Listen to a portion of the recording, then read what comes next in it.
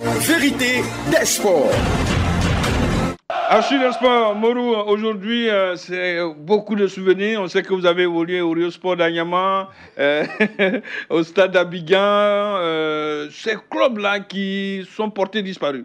Le Rio, le Sacramoutou de Chevaux, l'Alliance de Boaké, RC Mans, et bien d'autres, ça vous fait quoi? Vous, chroniqueurs aujourd'hui, experts foot, de savoir que ces clubs-là qui ont créé l'histoire, qui ont fait l'histoire de ce football-là, sont aujourd'hui portés disparus. Est-ce quelque chose qui est comme un grain de sable dans le moteur? Ouais, on dira que c'est, disons, le cours de l'histoire. Les clubs naissent avec des dirigeants, ils sont passionnés et avec des joueurs qui les animent. Et une fois que ces dirigeants ne sont plus, patatras, le club végète, il n'y a plus de personnes ressources à même de pouvoir prendre le club avec sa passion, avec sa fougue, avec ses moyens financiers.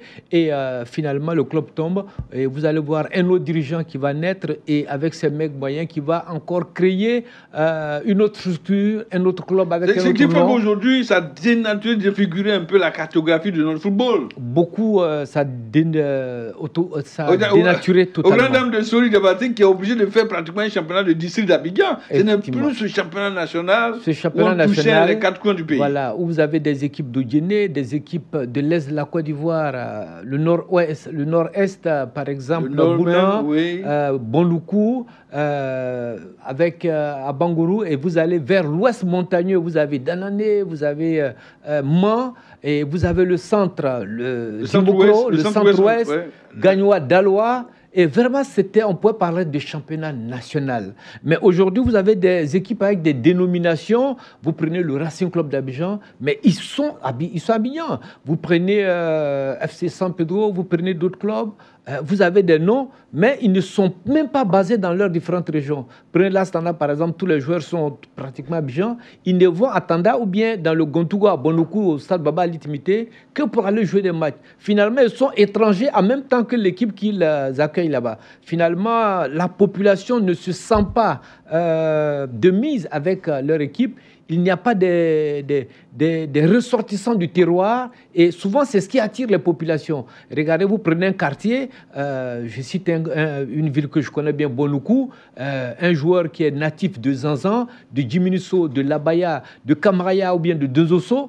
Une fois qu'il s'en va jouer, c'est tout le quartier qui l'accompagne pour aller jouer. Mais lorsqu'il n'y a même pas un natif de la ville, vous voyez que finalement les joueurs sont étrangers à la ville et ça pose problème. Ça fait qu'il n'y a pas d'effervescence, il n'y a pas d'engouement au niveau des populations. Alors, et ça... Vous avez connu pas mal de joueurs. On aura certains qui vont intervenir dans cette émission pour parler, vivre leur passion encore. Il y a des anecdotes. Vous avez connu Ben Bawa Gaston. Je ne parle pas de Bawa Paul. Non, j'étais très jeune quand il jouait. L'aîné de Bawa Paul. J'étais très jeune quand il jouait. Ben Bawa Gaston, un sociétaire du Sporting Club de Gagnoa et de l'Africa Sport, parle de beaucoup de choses, des anecdotes. Pourquoi pas revenir sur un certain Sporting Club de Gagnoa, Alliance de Boaké. Ben Gaston. Nafumou Bamba, qui était un de nos doyens. Adama la poitrine, avec tout cela, on faisait une équipe de parfums, copains, de joyeux vivants. Et à chaque match, il fallait qu'on gagne. Et on était obligé de gagner parce qu'il fallait qu'on monte. Et nous avons eu la chance, en ce sens, de monter en étalant tous nos adversaires. Notre chance, c'est qu'on jouait en même temps championnat coupe. Donc les Africains, tout ça, étaient dans notre poule. Et c'est là qu'on a eu la chance de prendre l'Africain 3 fois de suite. Ouais. En demi-finale de Coupe Côte d'Ivoire. Ça fait Abidjan, Boaké et à Bangourou. Nous avons été éliminés. Ensuite, bon, on a eu affaire à une équipe comme l'ASMA. Mais les manoirs, eux, c'était difficile. Parce qu'à un moment donné, quand on joue, on dit, oh, pour pouvoir gagner un match, c'est difficile parce qu'ils mangent, comment on appelle ça? Ils ont un médicament à quand ils te souffrent, tu perds toutes tes possibilités. Donc, automatiquement, c'est fini, tu deviens complètement paumé sur le terrain et puis on se gagne. Ouais. Alors,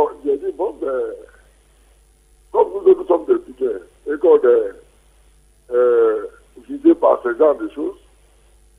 Dans un premier temps, je ne sentais plus le mouvement. Il y a un habitant qui me dit, mais tu n'es pas encore chaud.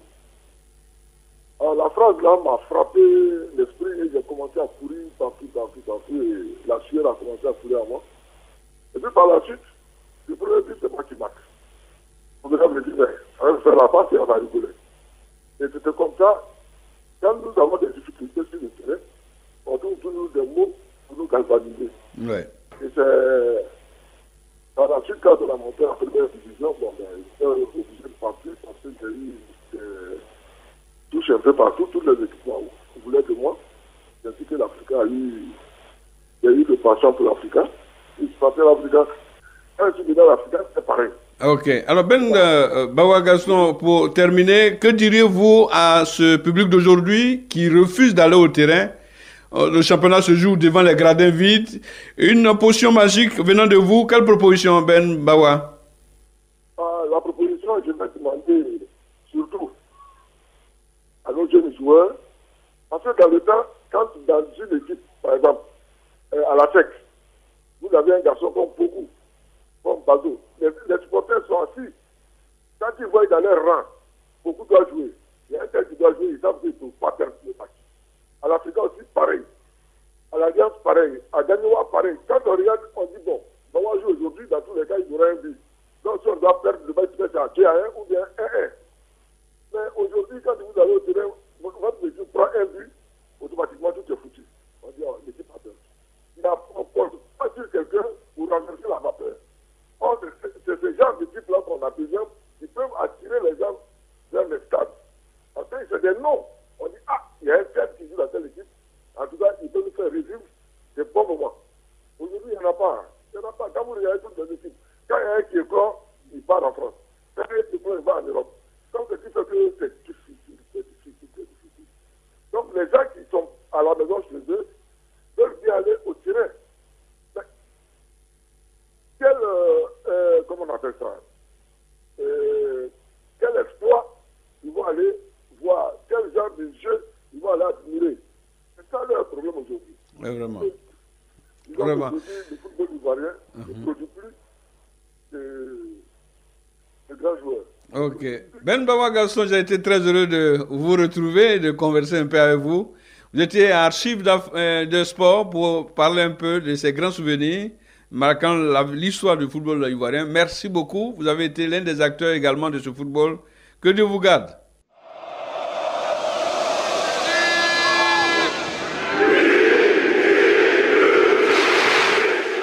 Pendant écouter Bawa Gaston, c'est tout un souvenir dans ce match.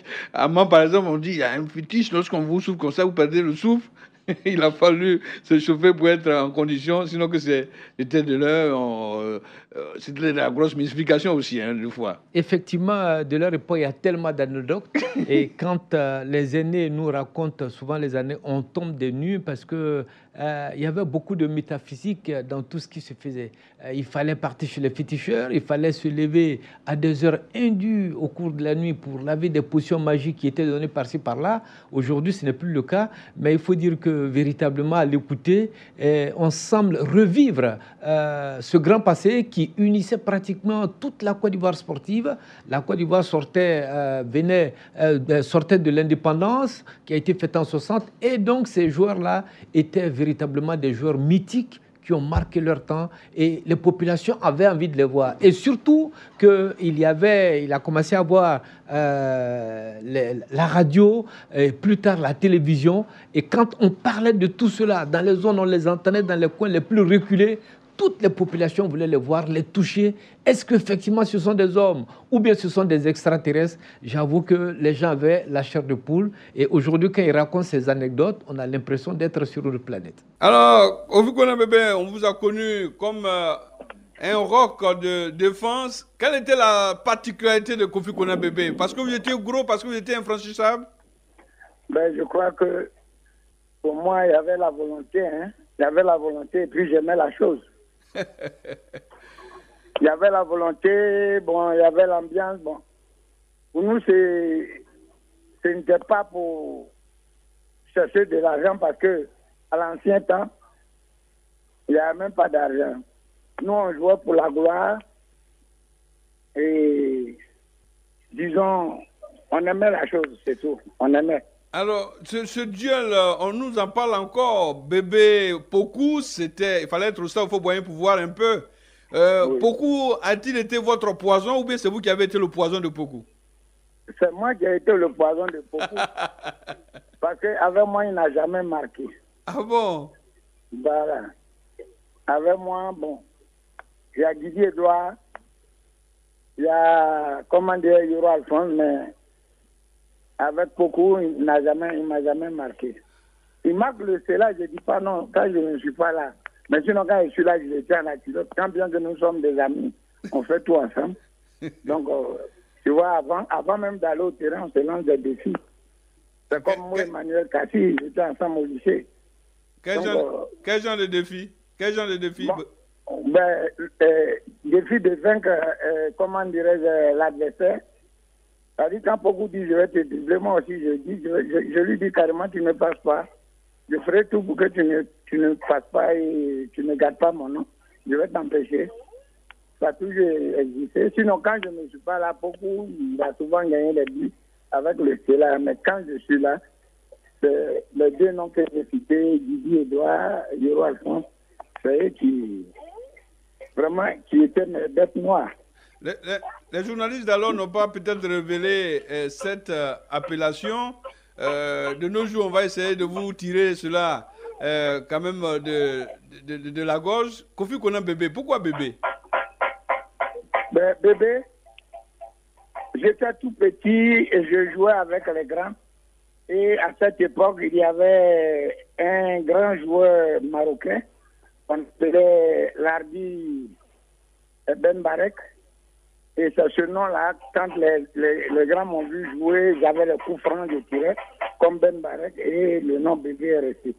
J'ai tout fait pour annuler, et même chez moi à la maison, les gens ont fini par m'appeler Bébé. Et ce nom est resté.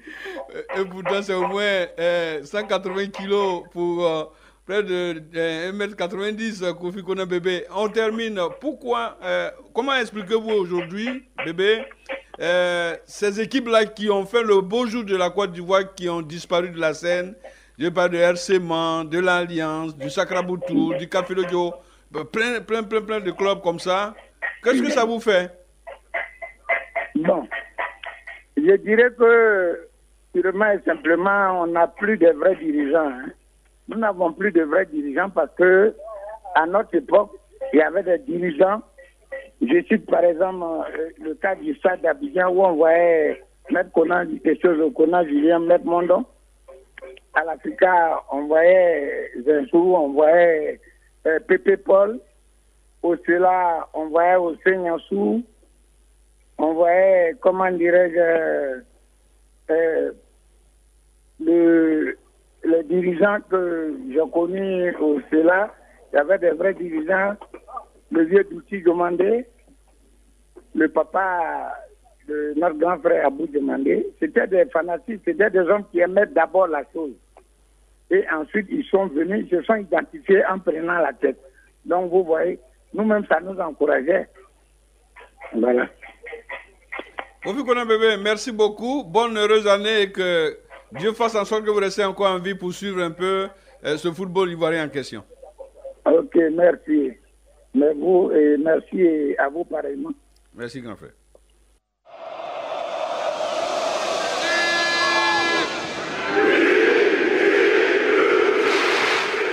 Que d'émotions en suivant Kofi Konan Bébé. Effectivement, que d'émotions.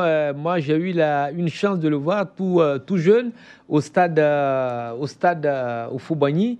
Et à l'époque, du côté de l'Assemblée nationale, ce n'était pas des gradins, c'était de la terre battue, la terre rouge. Il fallait grimper. Et j'étais assis tout à fait au sommet. Et puis je regardais avec cette corpulence. Il réussissait. Difficilement il fallait le passer. Parce que même quand vous le passez, il réussit quand même. La corpulence, le poids, mais il avait cette une certaine agilité dans le déplacement. Il était bloquait très fort, il bloquait. Et même quand vous le dribblez, il arrive à opposer son corps et à vous faire, disons, à à vous empêcher d'aller de l'avant. Véritablement, c'est quelqu'un qui était très, très intelligent, mais il ne jouait pas mal. Il ne tapait pas dans les jambes de ses adversaires, mais c'est un joueur que nous avons beaucoup admiré, certainement, que sa manière de tenir le rôle axial a déteint un peu sur nous. On ne sait jamais. Je sais que vous êtes tombé, vous, défenseurs, tombé sous le charme de ce ailier inarrêtable. Il partait comme une flèche. Il est venu de Bassam, on l'a connu avec sa silhouette. Traoré Maxime, bonsoir. Bonsoir, chers frères sportifs.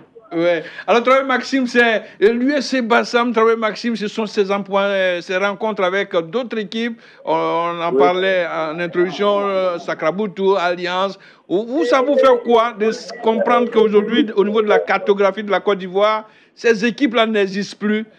C'est du gâchis pour vous? Oh, ben, mon cher Rach, il y a toujours des remords quelque part. Hein. Vous savez qu'en sport, aujourd'hui, la cartographie, effectivement, a totalement changé. Les grandes équipes qu'on avait connues d'alors, Sacraboutou, Kafilejo, Asma, ces équipes n'existent même plus. Le réveil de Daloa, par exemple, ces équipes n'existent plus. Mais c'est toujours avec un goût amer, parce que non seulement quand on allait dans ces régions, c'était pour nous une manière de faire du tourisme. Et aujourd'hui, tout est cantonné sur Abidjan. Bon, vraiment, on se pose beaucoup d'interrogations.